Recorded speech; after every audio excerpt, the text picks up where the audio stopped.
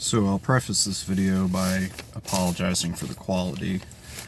The ice rains basically shorted out the power and the internet junction box connected to my house, so I was waiting to see if they could fix it in time. They could not. So I'm recording this on my phone using the Wi-Fi from a local coffee shop. Anyways, as far as mechanism and organicism go, this mechanism basically says that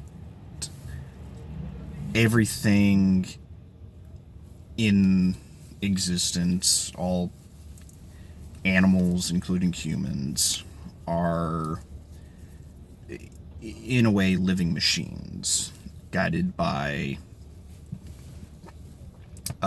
mechanistic principles and laws.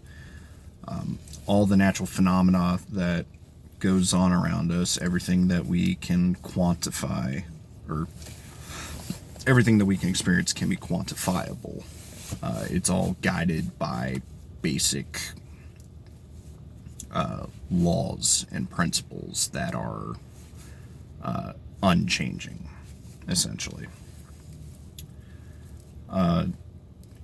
Now, organicism says that the universe and everything in it, they are all part of one entity, something that should be considered alive. Everything that you see around you in the natural world, including yourself, are all, instead of being considered specific things and individuals, they are all part of one great overarching life form, essentially.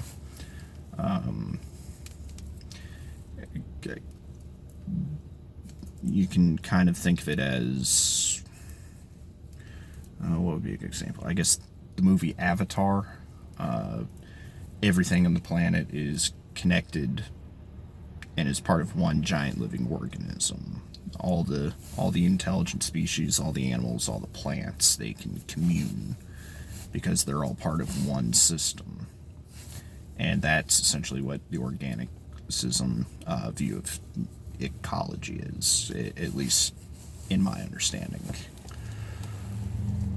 As far as which one is more pertinent or more applicable to me, it really depends. As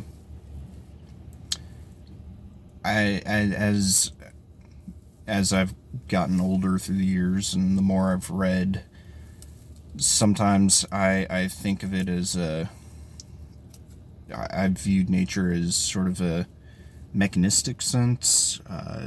The Descartes, especially. I've read a lot of Descartes' work, and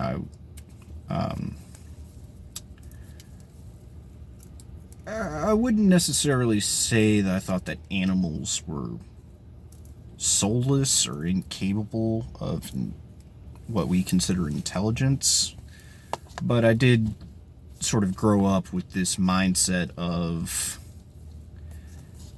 it being of nature being utilitarian, where, you know, humans had this sort of innate manifest destiny, and we were sort of stewards of nature, but we were also allowed to do with it what we wanted.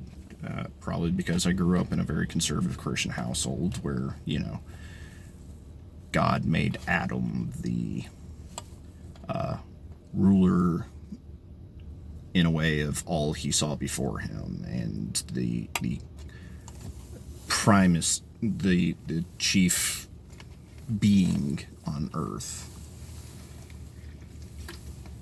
because, you know, man created in God's own image, something like that.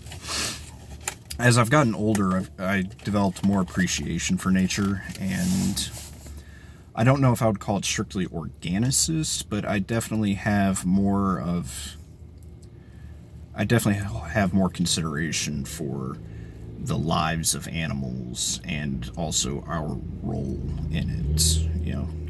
I think a lot of people tend to act as though humans are insulated, and that for some reason, we can go on doing whatever we want without facing repercussion, and that's clearly not the case.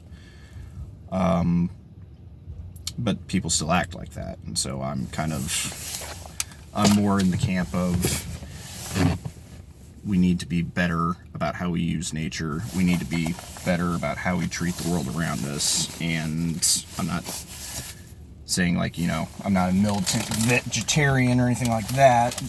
But if you want to eat animals, that's fine. But we do it excessively, and we need to become just overall better stewards of